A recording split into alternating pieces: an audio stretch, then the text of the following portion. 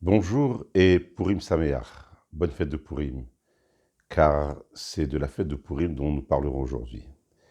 Et avant tout, un petit point d'histoire. Lorsque les bénis Israël, les enfants d'Israël, quittent l'Égypte, ils cheminent dans les airs du mont Sinaï pour y recevoir la Torah. 40 ans plus tard, sous la houlette de Yehoshua, de Josué, ils prennent possession de la terre d'Israël. 480 ans après l'entrée en terre d'Israël, c'est Shlomo Amelech, le roi Salomon, qui va bâtir le premier Beth Amikdash, le premier temple de Jérusalem. Celui-ci va exister durant 410 ans. Hélas, il sera détruit par les Babyloniens, et un prophète contemporain de la destruction du temple, Yirmiyahu, le prophète Jérémie, prédit 70 ans d'exil en terre de Babylonie.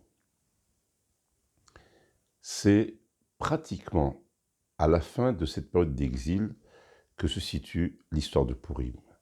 Cela se passe en terre de Perse, avec le roi Assuérus, accompagné par son premier ministre, le méchant et terrible Haman, qui fomente le projet de la destruction physique et totale du peuple d'Israël. Ces plans vont être déjoués par la fameuse reine Esther, nièce du non moins fameux Mordechai. Et le thème de Purim s'appelle, et contenu dans un verset, Venahafochu. Il y a une sorte de renversement total de la situation, où là, le cours de l'histoire semblait indiquer une destruction du peuple d'Israël. Voilà que la situation se renverse, et les Juifs sont sauvés du décret de Haman. La potence que Haman a préparée pour Mordechai va être la potence de Haman. Tel est prix qu'il croyait prendre.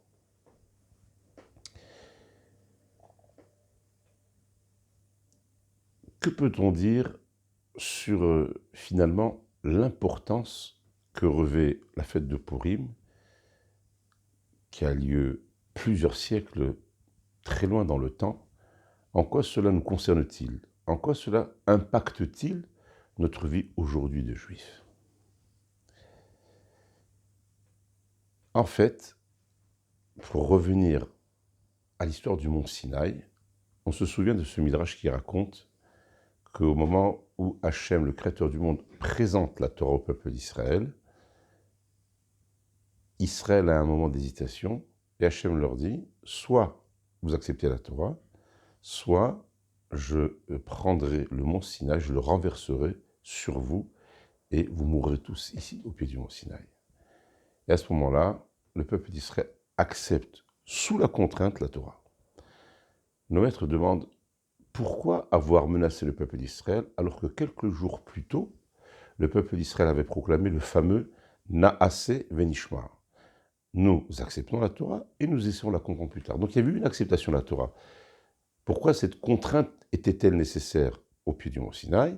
Réponse de nos maîtres, l'acceptation quelques jours avant le mont Sinaï était l'acceptation de la Torah dite la Torah Shebirtav, la Torah écrite, le livre de la Torah que nous connaissons, le Pentateuque, tandis que l'acceptation le jour de Shavuot concernait Torah Shebe'al-Peh, la loi orale qu'on appelle aujourd'hui le Talmud.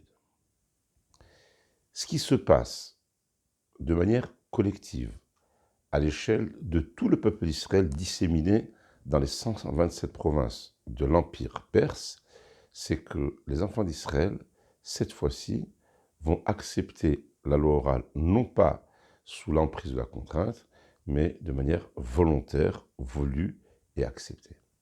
Le tournant important de l'histoire juive, c'est qu'à l'époque, au moment du miracle de la fête de Purim, il y a une prise de conscience tellement forte que ce que les ancêtres avaient accepté sous la contrainte est maintenant accepté de manière volontaire.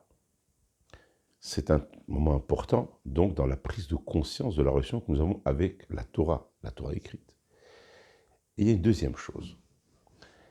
À l'époque où se joue toute l'histoire de Purim, il va y avoir un deuxième basculement. Car le premier temple de Jérusalem était une époque où les guides spirituels du peuple d'Israël étaient les Nevi'im. étaient les prophètes. Le prophète est un homme, parfois une femme, qui, parce qu'il s'est sanctifié, parce qu'il s'est purifié, parce qu'il s'est préparé, est inspiré par une parole divine. Et ce sont donc des messages que le prophète va transmettre au peuple d'Israël. Et l'histoire de Purim marque la fin du temps des prophètes et va annoncer une ère nouvelle, une époque nouvelle. Ce ne seront plus les prophètes inspirés de la parole divine qui vont guider l'histoire du peuple d'Israël.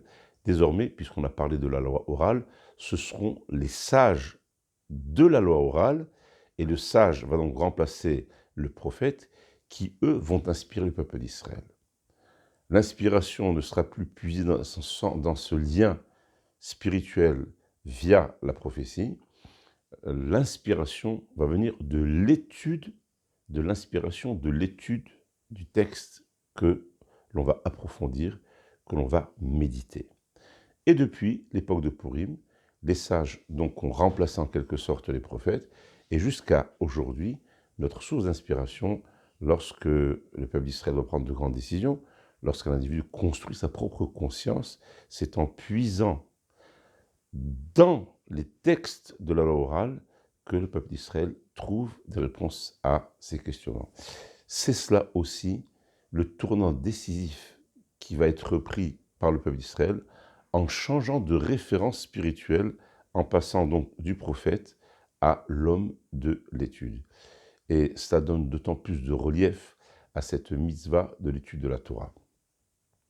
Je lisais très récemment un enseignement du Rav Ovadia Yosef, que tout le monde connaît, l'ancien rabbin d'Israël, qui rappelait qu'à l'occasion de la fête de Purim, qui est une fête festive, une fête joyeuse, où on voit les mishloach manot, ces mets cuisinés les uns aux autres, où on donne les matanot et evenim, où l'on doit donner de l'argent aux personnes indigentes, où l'on écoute la Megillah bien sûr la veille et le lendemain de Purim, et surtout ce grand moment convivial qui est le Micheté, ce grand festin de Purim, qui demande de force préparation, qui est un moment de retrouvailles familiales et amicales, eh bien, le Rav Yosef nous rappelle qu'au-delà de toutes ces mitzvot, il ne faut pas oublier de consacrer un temps à l'étude. Pourquoi ? Parce que précisément, l'histoire de Purim, c'est ce passage important où ce sont les sages, ceux donc qui étudient, qui sont maintenant les guides, qui sont les maîtres d'Israël, qui sont venus remplacer les prophètes d'Israël.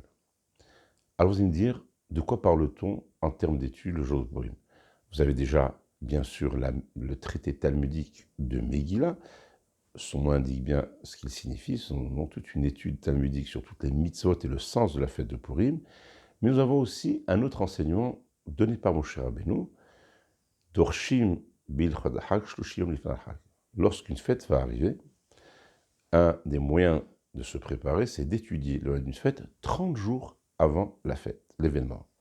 Or, si vous réfléchissez bien, vous vous rendrez compte que 30 jours avant la fête de Pessah, c'est exactement la fête de Purim. Et il se trouve donc que nous avons une sorte d'obligation particulière de penser à la fête de Pessah pendant le Micheté, pendant ce festin où l'on dit aussi des paroles de Torah. Et la tradition, d'ailleurs, est d'évoquer au moins une loi de la fête de Pessah pendant le Micheté de Purim pour être dans cette perspective de la préparation 30 jours avant un événement qui arrive. Finalement, Purim est un équilibre entre le spirituel, ce sens de l'étude, cette acceptation de la loi orale, et le monde matériel où l'on offre des mets comestibles, où on donne de l'argent aux indigents pour acheter la Séouda, le repas de Purim, où nous festoyons autour de la de Purim, et c'est tout le challenge en fait de la vie juive, non pas se séparer du monde de la matière, non pas le refouler, non pas le rejeter, au contraire le prendre à bras le corps, et en se sanctifiant, on sanctifie, en s'élevant, on élève ce monde matériel. Et c'est pour ça, ce sera le mot de la fin, que nos maîtres considèrent que le challenge spirituel du jour de Purim est infiniment plus important que le challenge de Yom Kippour. Parce qu'à Yom Kippour, on ne mange pas, on ne boit pas, on dort peu, on est dans le temps du jugement, on est dans le temps de la peur, de l'interrogation, de la crainte.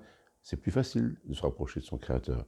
Alors que lorsque l'on boit du bon vin, qu'on est assis à une bonne table, on fait bonne chère, là, il faut une grande force spirituelle en baignant dans cette matérialité pour y trouver encore des étincelles de sainteté.